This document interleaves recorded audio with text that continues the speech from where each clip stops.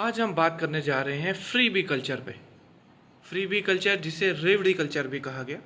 किसने कहा, क्यों कहा, हम आगे अपनी वीडियो में देखेंगे। नरेंद्र मोदी जी ऑपोजिशन को टारगेट करते हुए कहा कि ऑपोजिशन जो है वो फ्री बीज और रेवड़ीज बांट रहा है। ये रेवड़ीज क्या है या फ्री बीज क्या है, ये हम आगे बात करेंगे। लेकिन प्रधानमंत्री ने ये चिताया कि ये फ्री बी कल्चर और रेवड़ी कल्चर इंडिया की डेवलपमेंट के लिए बहुत खतरनाक है। रिसेंटली सुप्रीम कोर्ट में एक पीआईएल को सुनते हुए हमारे चीफ जस्टिस ऑफ इंडिया ने भी कमेंट किया कि government should do something about it. जो इरेशनल फ्रीबीज बांटी जाती है इलेक्शन के टाइम पे, इसके बारे में कुछ करना चाहिए। एंड सेंट्रल गवर्नमेंट को एक डायरेक्शन दिया कि एक बॉडी बनाए जिसमें डिफरेंट एजेंसी है उसमें इन्वॉल्व हों, जैसे फाइनेंस कमीशन हुआ या इलेक्शन कमीशन ऑफ इंडिया हुआ, ऐसी वाली जो एजेंसीज करके एक बॉडी बनाए which could resolve the issues of this freebies. जो पॉलिटिकल पार्टीज है वो इलेक्शन के टाइम पे ज़्यादा से ज़्यादा पब्लिक को ज़्यादा से ज़्यादा वोट पाने के लिए फ्रीबीज ऑफर करते हैं, जैसे loan waiver, free electricity, water connection, या फिर कुछ स्टेट्स में तो गैजेट्स तक ऑफर किए जाते हैं, जैसे लैपटॉप हो गया, smartphone, television, bicycle etcetera. Freebies पे जो डिबेट है कि ये अच्छे हैं, ये बुरे हैं, ये बहुत लंबे टाइम से चले आ रहे हैं। लेकिन जब भी इलेक्शन का टाइम आता है, मोस्टली ऐसा देखा गया है कि मोस्टली पॉलिटिकल पार्टीज जनरली इस डिबेट को भूल जाते हैं and their only one target is to garner more and more votes. इसके लिए हर पार्टी एक से बढ़कर एक फ्रीबीज ऑफर करती है। अब क्वेश्चन उठता है कि ये डिबेट क्यों है और क्या प्रधानमंत्री जी ने बोला इसीलिए डिबेट का टॉपिक बन गया? नहीं, ऐसा नहीं है। रिसेंटली आपने सुना ही होगा कि श्रीलंका में क्या इकोनॉमिक क्राइसिस हुआ। इकोनॉमिक क्राइसिस की वजह से कैसे वहाँ पॉलिटिकल क्राइसिस भी। इस क्राइसिस से सबक लेते हुए आरबीआई ने एक स्टडी कंडक्ट किया। उन्होंने चेक किया कि हमारी स्टेट्स की जो फाइनेंशियल पोजीशन है वो कैसी है। जो हमारी स्टेट जो खर्चा कर रहे हैं, जो खर्चा पब्लिक स्पेंडिंग करते हैं, वो किस दिशा में जा रहा है, किन चीज़ों पे कर रहे हैं। स्टेट्स की फाइनेंसेस के बारे में उन्होंने एक स्टडी कंडक्ट किया और आरबीआई ने पाया कि हमारी 5 बड़ी स्टेट्स जिसमें है पंजाब है, वेस्ट बंगाल, बिहार, केरला एंड राजस्थान है, इसमें डेट टू जीडीपी रेशियो बहुत ख़राब है। पंजाब की तो सबसे ख़राब है, अबव 50% है। ऑलमोस्ट जितना उस स्टेट का जीडीपी है उसका मोर देन 50% उसका डेट भी है। और आरबीआई ने पाया कि ये सिचुएशन आने वाले टाइम में और ख़राब हो सकती है। इनके रीज़न के बारे में जब बात की तो आरबीआई ने बताया कि स्टेट्स जो हैं वो फ्रीबीज बांट रही है। वो सब्सिडीज, अनप्लान्ड सब्सिडीज जो है वो लोगों को दे रही है। फ्री यूटिलिटी सर्विसेज दे रही हैं। जैसे दिल्ली में आपने सुना होगा कि लेडीज के लिए मेट्रो को फ्री कर दिया गया। जब लेडीज को मेट्रो में फ्री कर दिया गया तो उससे स्टेट गवर्नमेंट को हर साल 300 करोड़ रुपीस का नुकसान हो रहा है। ये एक टाइप की फ्री भी है। पंजाब में आपने सुना होगा, जैसा मैंने बताया पहले ही, डेट रिडन स्टेट है और वहाँ 300 यूनिट्स ऑफ इलेक्ट्रिसिटी हर परिवार के लिए फ्री कर दी गई। राजस्थान में आपने सुना होगा ओल्ड पेंशन स्कीम को फिर से लागू कर दिया गया। ऐसी वाली जो चीज़ें हैं इनसे पहले तो स्टेट की और फिर हमारी कंट्री की फिजिकल पोजीशन पे इफेक्ट पड़ रहा है। अब हम देखेंगे कि क्या फ्रीबीज इतना बड़ा टॉपिक है कि प्रधानमंत्री को उसके बारे में बोलना पड़ा और उसके ऊपर एक डिबेट स्टार्ट हो गई। इसके लिए हम देखेंगे कि फ्रीबीज किस मोड से दी जाती है। इसका पहला मोड है, जैसा कि मैंने आपको पहले ही बताया, कि इलेक्शन के टाइम पे प्रॉमिस किए जाते हैं laptop, electronic gadgets, TVs, bicycle etcetera. इसका दूसरा मोड है वो है सब्सिडीज। सब्सिडीज यहाँ आप देख सकते हैं कि गवर्नमेंट किन किन सब्सिडीज पे कितना स्पेंडिंग कर रही है।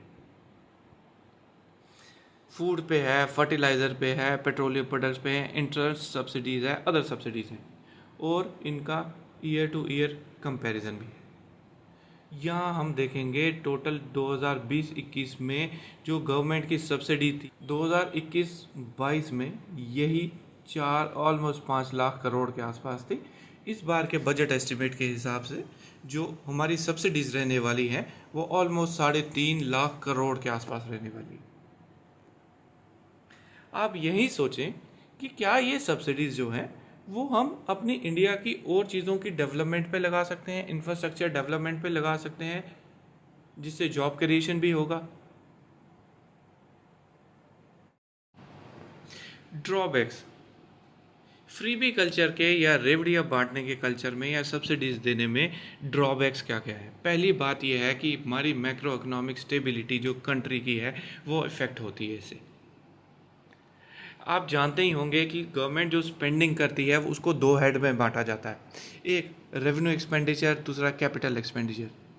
कैपिटल एक्सपेंडिचर वो है जैसे कि आप roads, railways, real estate, office buildings, इन चीज़ों पे इन्वेस्ट करेंगे जो कि इसको कैपिटल एक्सपेंडिचर के अंदर आता है।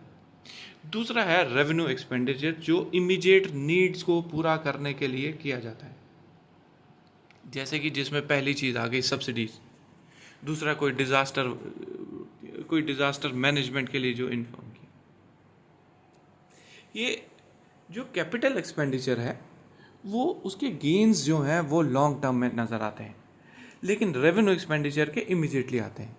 बट हमें ये भी सोचना होगा जो कैपिटल एक्सपेंडिचर है इकोनॉमी में उसकी कंट्रीब्यूशन कई सालों तक बनी रहती है, ऑलमोस्ट 5 से 7 साल तक बनी रहती है। वेयरएज जो रेवेन्यू एक्सपेंडिचर है वो इकोनॉमी को कंट्रीब्यूट करता है फॉर ओनली 1 ईयर। इसलिए हम जितना ज़्यादा कैपिटल एक्सपेंडिचर करेंगे उतनी डेवलपमेंट, उतनी ग्रोथ हमारी कंट्री की ज़्यादा होगी। रेवेन्यू एक्सपेंडिचर करेंगे एक ऐसा एक्सपेंडिचर है जिसे कम से कम करना चाहिए।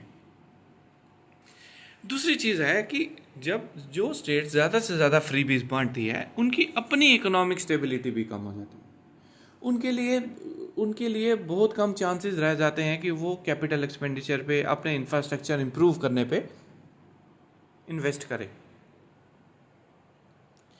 तीसरी चीज़ ये है कि जब हम बोलते हैं कि फ्री एंड फेयर इलेक्शन होना चाहिए, ठीक, क्या हम फ्री भी जब ऑफर कर रहे हैं, टीवी या रेफ्रिजरेटर या इलेक्ट्रॉनिक गैजेट ऑफर कर रहे हैं और इस वजह से इलेक्शन जीत रहे हैं, तो क्या हम उसको फ्री एंड फेयर इलेक्शन कह सकते हैं?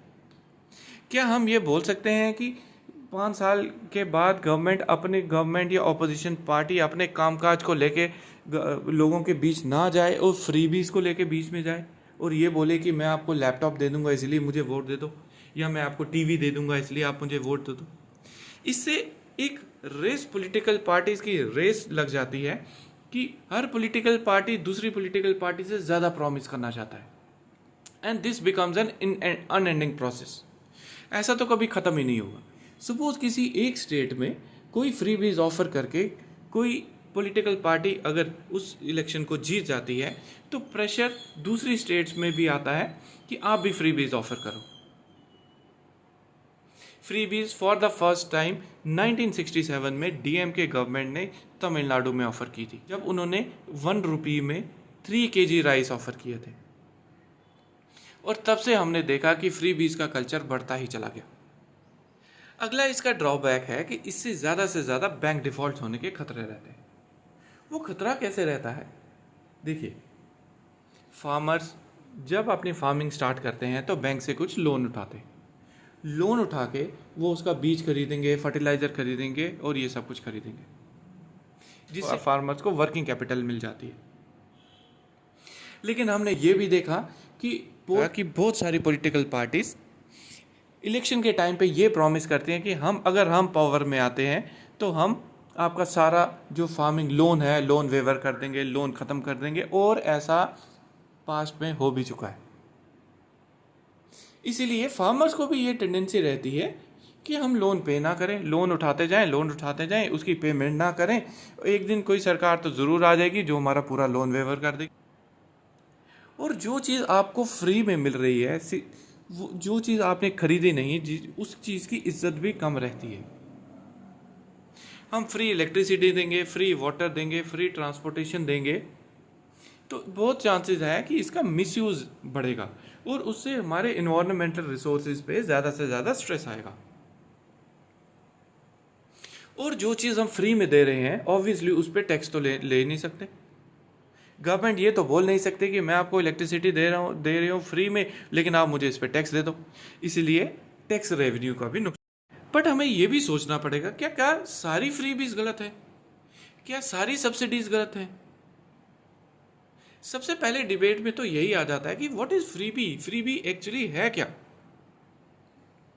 क्या गवर्नमेंट जो पीडीएस के माध्यम से गरीब लोगों को अनाज पहुंचा रही है सस्ते दामों पर, क्या वो एक फ्रीबी है?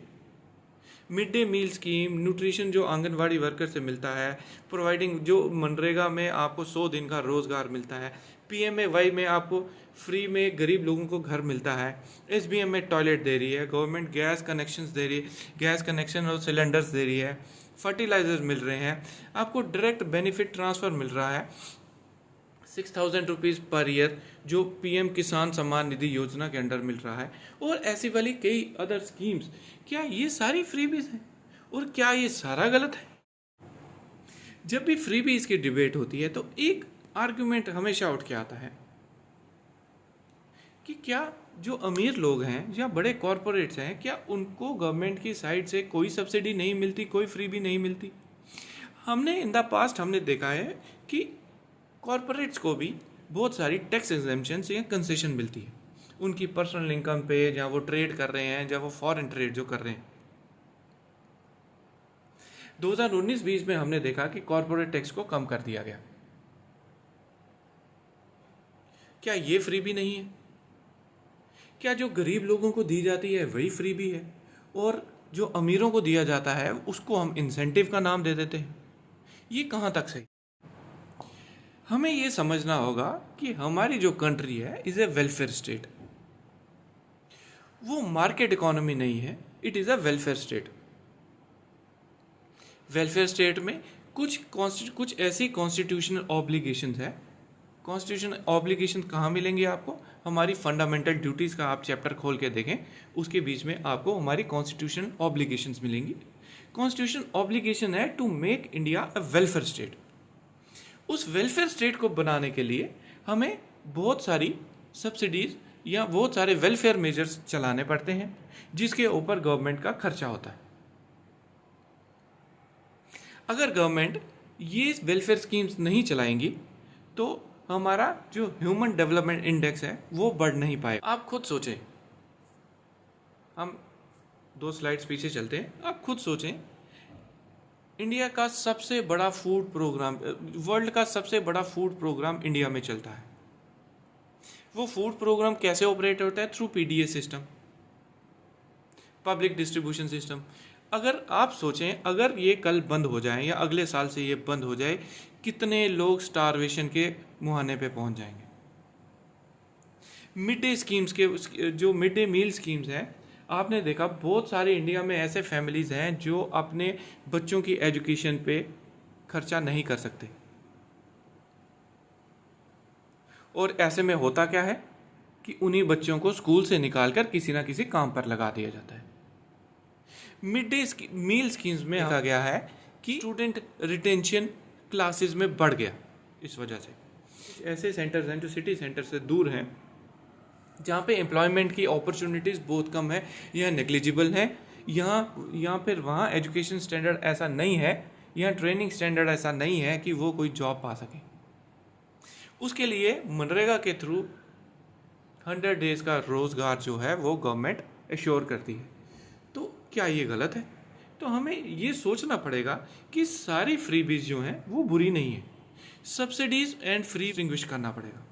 सब्सिडीज जो एक टारगेटेड बेनिफिशियरी ग्रुप को दी जाती हैं, दोज आर नॉट रॉन्ग। और ये कुछ क्वेश्चंस हैं जो इस टॉपिक पे बन सकते थे। मैं इसका एक्सप्लेनेशन तो पहले ही एक्सप्लेन तो कर ही चुका हूँ क्वेश्चंस। मैं इसका आंसर भी लिख चुका था, but I think that will not be correct. आप लोग ये क्वेश्चन ज़रूर नोट करें और इन पे कोई आंसर्स बनाने की कोशिश ज़रूर करें। इससे आपकी आंसर राइटिंग हैबिट भी अच्छी हो जाएगी। इसी के साथ आज का वीडियो ख़त्म करते हैं। अगर आपको वीडियो पसंद आया हो तो चैनल को लाइक और सब्सक्राइब ज़रूर करें।